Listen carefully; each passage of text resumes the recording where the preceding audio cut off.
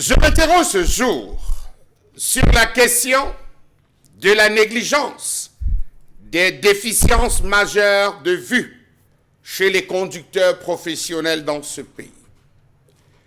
Le ministère des Transports a déclaré, selon les données compilées par le ministère de la Santé publique, le ministère des Travaux publics, le secrétariat d'État à la Défense chargé de la gendarmerie, la délégation générale à la Sûreté nationale lors de la phase 1 de la campagne de dépistage des problèmes de vue, que 87% des conducteurs professionnels présentent des déficiences majeures de vue. Ça veut dire, sur 100% de chauffeurs que nous avons, tout corps confondu, 87, sauf les usagers privés bien sûr, professionnels, 87% souffrent de problèmes de vue, ont des déficiences majeures de vue. Je tiens à préciser que lors de cette phase 1, même les chauffeurs de taxi se sont livrés à les propriétaires, ceux qui ont des flottes de taxi se sont prêtés à ce jeu, histoire de se rassurer de la santé visuelle de leurs chauffeurs.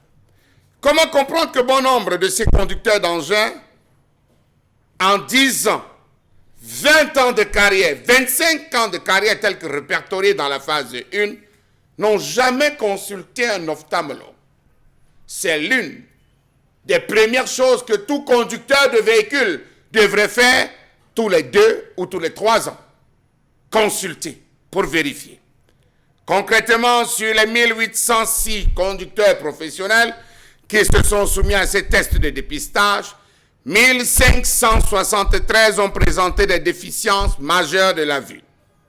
Sur 564 conducteurs professionnels, 510 présentaient des déficiences visuelles, soit 80%.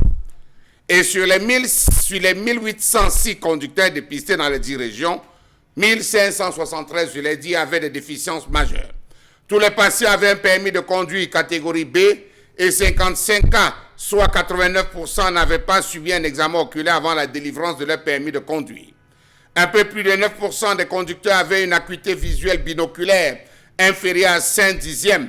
21% des cas avaient un champ visuel binoculaire horizontal inférieur à 120 degrés. 13 conducteurs, soit 21%, avaient un champ visuel binoculaire horizontal inférieur à 60 degrés. Un déficit visuel a été retrouvé chez 15 conducteurs, soit 24% et 21% de ceux-ci qui avaient un déficit visuel les rendant inaptes à la conduite de taxi. Je vous assure, c'est grave. C'est hyper grave. Qu'est-ce qui a été fait? Question. La cataracte a représenté 46,15% des causes de déficit visuel, suivi des amétropies non corrigées dans 26%. Les conducteurs aptes à la conduite étaient de la tranche d'âge de 40 à 49 ans, avec 45,14%. Ceux ayant des déficits visuels, les rendant inaptes, étaient plus représentés dans la tranche d'âge de 50 à 59 ans, avec 9,69%. Savez-vous que la campagne de dépistage, organisée dans le même sillage en 2018, rentrait dans le cadre de la mise en place d'une base de données sur les accidents de la circulation? Comment comprendre qu'une grande partie des conducteurs de taxi n'aient jamais subi un examen oculaire? Question. La deuxième phase de la même campagne lancée en décembre a permis d'apporter des mesures correctives aux 1573 conducteurs suscités.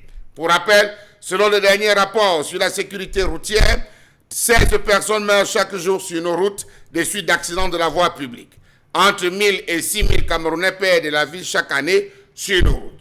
Qu'est-ce qui est fait concrètement pour pouvoir retirer cette gangrène de nos axes? Alors, allez faire l'analyse. Gros porteur. Agence interurbaine. Il faut enlever combien de ce côté? Transporteurs, chauffeurs taxi. Ils sont combien qu'il faudrait retirer? Pourquoi n'a-t-on pas procédé au retrait de leur permis et à leur retraite définitive enclenchée par le système?